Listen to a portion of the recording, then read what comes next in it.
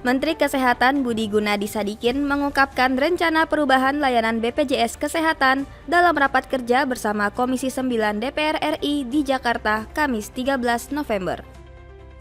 Melalui kebijakan baru ini, masyarakat pengguna BPJS Kesehatan tak lagi harus mengikuti sistem rujukan berjenjang berdasarkan kelas rumah sakit. Masyarakat nantinya akan dilayani berdasarkan kompetensi, fasilitas kesehatan, dan kebutuhan medis.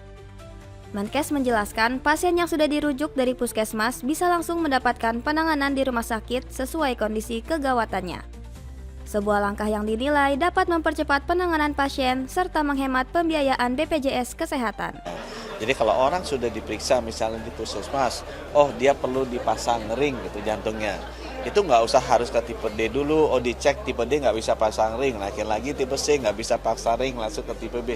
Dia akan langsung masuk ke tipe B.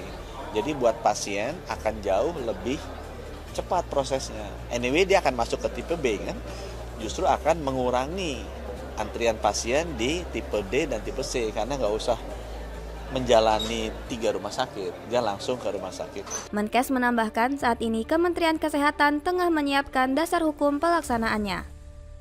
Kebijakan ini akan diterapkan setelah terbitnya peraturan presiden yang mengatur lebih lanjut mekanisme pelayanan BPJS Kesehatan.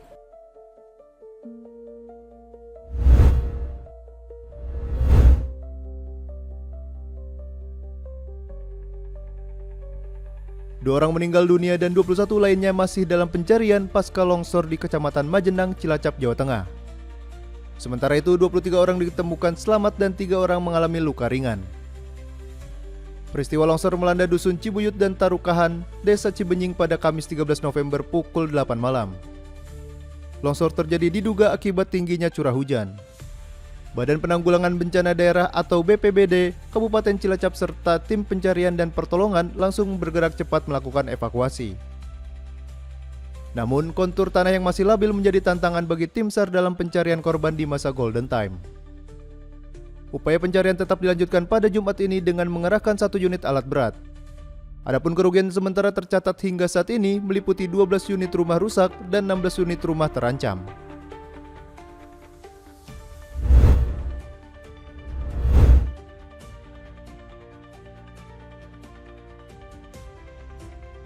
Pemerintah Indonesia terus memasarkan produk Indonesia ke pasar global.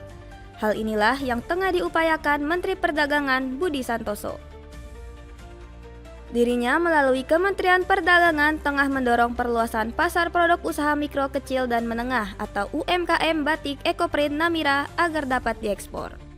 UMKM yang memulai usaha di Surabaya sejak 2019 ini memproduksi batik menggunakan teknik pewarnaan kain ramah lingkungan, yaitu melalui proses transfer warna dari tumbuhan ke kain dengan cara ditumbuk, kemudian dikukus, hingga menghasilkan pola unik di setiap lembar kain yang diproduksi.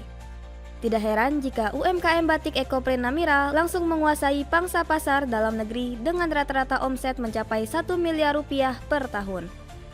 Mendak Budi Santoso menyatakan dapat membantu perluasan pasar ke luar negeri melalui program UMKM Bisa Ekspor. Kementerian Perdagangan telah membuka perwakilan Indonesia Trade Promotion Center atau ITPC di berbagai negara.